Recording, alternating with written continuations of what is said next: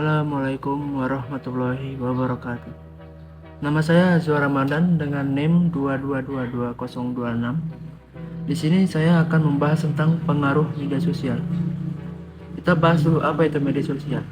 Media sosial adalah platform atau aplikasi berbasis internet yang memungkinkan pengguna untuk membuat, berbagi, dan bertukar informasi, serta ide, foto, video, dan konten lainnya dalam komunitas virtual.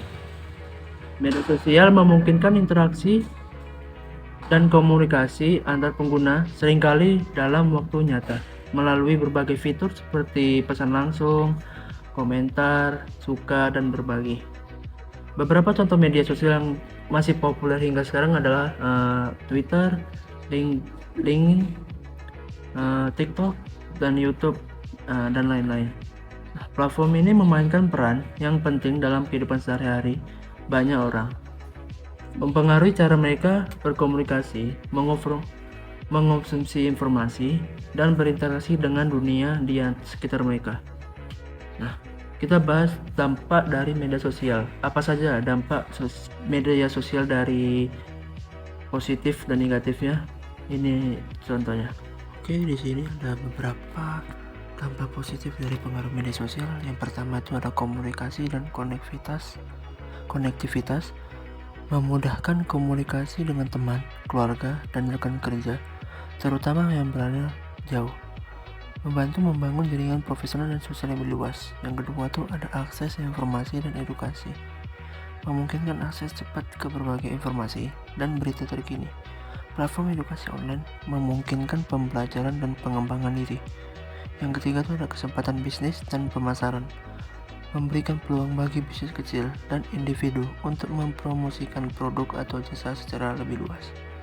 Media sosial dapat digunakan untuk strategi pemasaran yang efektif dengan biaya yang lebih rendah dibandingkan metode tradisional. Selanjutnya ada dampak negatif dari pengaruh media sosial. Yang pertama ada kesehatan mental yang dapat menyebabkan kecanduan yang berdampak negatif pada kesehatan mental. Yang kedua ada menyebabkan perasaan cemas, depresi, dan rendah diri akibat perbandingan sosial yang tidak sehat. Terus yang kedua ada privasi dan keamanan yang menyebabkan risiko kebocoran data pribadi dan informasi sensitif. Terus ada potensi penipuan dan kejahatan dunia maya meningkat. Dan tiga ada desinformasi dan berita palsu. Penyebaran informasi yang tidak akurat atau berita palsu dapat menyesatkan masyarakat dan membuat sulit untuk membedakan antara fakta dan opini. Nah, apa saja contoh-contoh dari studi kasus pengaruh media sosial? Nah, inilah contoh-contohnya. Oke, di sini saya akan membahas tentang studi kasus dari pengaruh media sosial. Nah, studi kasus pertama itu ada pengaruh media sosial terhadap kesehatan mental. Banyak penelitian menunjukkan bahwa penggunaan media sosial yang berlebihan dapat berhubungan dengan peningkatan tingkat depresi dan kecemasan pada remaja. Studi kasus ini menggunakan analisis data dari remaja berusia 13 sampai 18 tahun, menunjukkan korelasi antara waktu yang dihabiskan di platform seperti Instagram dan Snapchat dengan gejala depresi. Ditemukan bahwa remaja yang menggunakan media sosial lebih dari 3 jam per hari memiliki risiko lebih tinggi untuk mengalami masalah kesehatan mental. Nah, kasus kedua itu ada pengaruh media sosial terhadap perilaku konsumen. Kasusnya itu kampanye pemasaran di Instagram. Banyak perusahaan menggunakan influencer di Instagram untuk mempromosikan produk mereka. Sebuah perusahaan kosmetik melakukan kampanye dengan influencer terkenal dan mengukur peningkatan penjualan serta interaksi di media sosial. Kampanye tersebut menghasilkan peningkatan penjualan sebesar 25% dan peningkatan pengikut di media sosial sebesar 40%. Nah, kasus ketiga tuh ada pengaruh media sosial terhadap politik. Ada sebuah kasus dari pemilu 2016 di Amerika Serikat. Media sosial seperti Facebook dan Twitter digunakan secara luas untuk kampanye politik. Analisis penggunaan iklan politik di Facebook selama pemilu 2016. Ditemukan bahwa iklan yang sangat ditargetkan mempengaruhi pandangan politik pengguna dan mungkin berkontribusi pada hasil pemilu. Oke, kasus selanjutnya yaitu ada tantangan media sosial berbahaya atau disebut juga Blue Whale Challenge di tahun 2016 sampai 2017. Blue Whale Challenge adalah tantangan media sosial yang berasal dari Rusia yang dikaitkan dengan serangkaian tantangan berbahaya dan bahkan kematian remaja.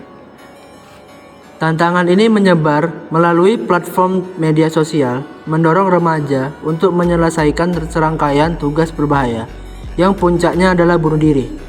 Tantangan ini viral di beberapa negara, menyebabkan ketakutan dan kekhawatiran luas. Dampak dari kasus tersebut, banyak kasus bunuh diri yang dikaitkan dengan tantangan ini dilaporkan di berbagai negara, memicu peringatan dari pemerintah dan organisasi kesehatan mental. Mendorong platform media sosial untuk meningkatkan langkah-langkah dan keamanan memantau konten yang dapat membahayakan pengguna.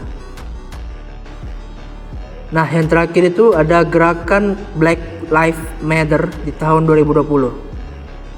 Gerakan Black Lives Matter atau BLM mendapatkan perhatian global setelah kematian George Floyd di Minneapolis, Amerika Serikat pada Mei 2020. Media sosial seperti Twitter, Instagram, dan Facebook digunakan untuk menyebarkan video insiden, memobilisasi protes, dan meningkatkan kesadaran tentang isu rasisme dan kebrutalan polisi.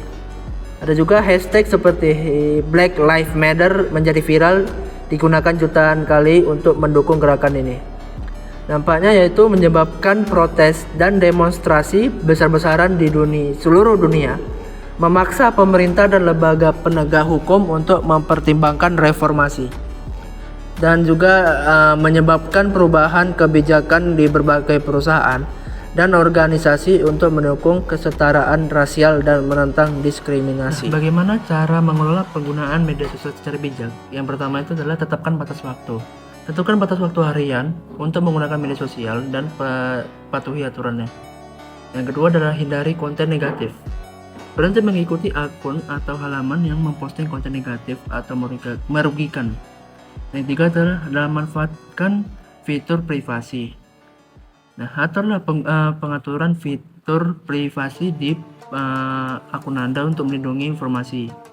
Nah, keempat itu ada beristirahat secara berkala. Ambil jeda dari media sosial untuk merenung dan mengurangi stres.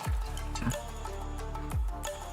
yang kelima itu adalah gunakan untuk kebaikan. Gunakanlah media sosial itu untuk belajar, membangun jaringan positif, dan berbagi informasi yang bermanfaat. Dan terakhir itu adalah tetap realistis. Ingat bahwa banyak hal yang diposting di media sosial itu tidak selalu mencerminkan realitas kehidupan sehari-hari. Simpulannya adalah dengan kesadaran dan pengelolaan yang tepat, media sosial dapat menjadi alat yang bermanfaat dan positif dalam kehidupan sehari-hari. Sekian dari saya. Bila ada kesalahan mohon maaf. Wassalamualaikum warahmatullahi wabarakatuh.